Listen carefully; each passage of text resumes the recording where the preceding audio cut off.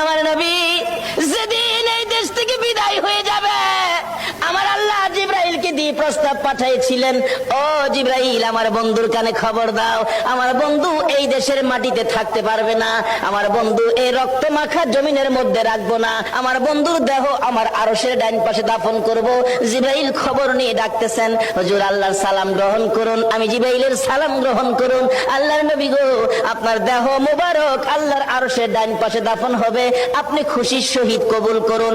আমার নবী কোনো কথা কয় না, দুইটা চোখের পানি ঝরঝর করে ছাড়তেছে।